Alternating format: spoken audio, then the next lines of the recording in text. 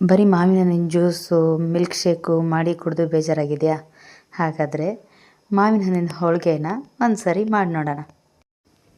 ಮೊದಲಿಗೆ ಹೋಳಿಗೆ ಮಾಡೋಕ್ಕೆ ಹಿಟ್ಟು ಕಲಿಸ್ಕೊತಾ ಇದ್ದೀನಿ. ಮೈದಾ ಹಿಟ್ಟು ಜೊತೆ ಚಿರೋಟಿ ರವೆ ಹಾಕಿ ಚೆನ್ನಾಗಿ ಮಿಕ್ಸ್ ಮಾಡಿಕೊಂಡು, ಸ್ವಲ್ಪ ಉಪ್ಪು, ಅರಿಶಿನ, ಸ್ವಲ್ಪ ಎಣ್ಣೆ ಹಾಕ್ಬಿಟ್ಟು ಚೆನ್ನಾಗಿ ಮಿಕ್ಸ್ ಮಾಡಿಕೊಂಡು ಸ್ವಲ್ಪ ನೀರು ಹಾಕ್ಕೊಂಡು ನೀಟಾಗಿ ಹಿಟ್ಟನ್ನ ಕಲಸಿ ಇಟ್ಕೊತಾ ಇದ್ದೀನಿ. ಇಲ್ಲಿ ಈ ಥರ ಕಲಸಿಟ್ಟಿದ್ದೀನಿ, ನಾನು ಮುಚ್ಚಿಟ್ಟಿದ್ದೀನಿ. ನಂತರ ಇಲ್ಲಿ ಬಾಣಲೆಯಲ್ಲಿ ಒಂದು ತುಪ್ಪ ಹಾಕ್ಬಿಟ್ಟು ಚಿರೋಟಿ ರವೆ ಹಾಕಿ ಹುರಿದ್ಬಿಟ್ಟು ಅದಕ್ಕೆ ಕಾಯಿ ಮತ್ತು ಬೆಲ್ಲನ ರುಬ್ಬಿಟ್ಕೊಂಡಿದ್ದೆ ಅದನ್ನು ಹಾಕಿದ್ದೀನಿ.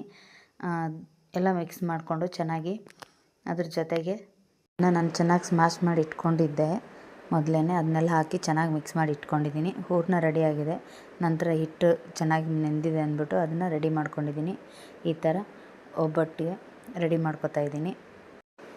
ಯಾರೆಲ್ಲ ಹೊಸಬ್ರು ನನ್ನ ಚಾನಲ್ ನೋಡ್ತಾ ಇದ್ದೀರಾ, ಸಬ್ಸ್ಕ್ರೈಬ್ ಮಾಡಿಕೊಂಡು ಬೆಲ್ ಐಕಾನ್ ಮೇಲೆ ಕ್ಲಿಕ್ ಮಾಡ್ಕೊಳ್ಳಿ. ನಾವು ಯಾವುದೇ ವೀಡಿಯೋನ ಅಪ್ಲೋಡ್ ಮಾಡಿದ್ರು ನಿಮಗೆ ಮೊದಲು ತಲುಪುತ್ತೆ. ಈಗ ಒಬ್ಬಟ್ಟು ತಟ್ಟಾಯಿತು, ನಾನು ಬೇಯಿಸ್ಕೊತಾ ಇದ್ದೀನಿ. ಚೆನ್ನಾಗಿ ಎರಡೂ ಕಡೆ ಬೇಯಿಸ್ಕೊತಾ ಇದ್ದೀನಿ. ಬೇಯಿಸ್ಕೊಂಬಿಟ್ಟು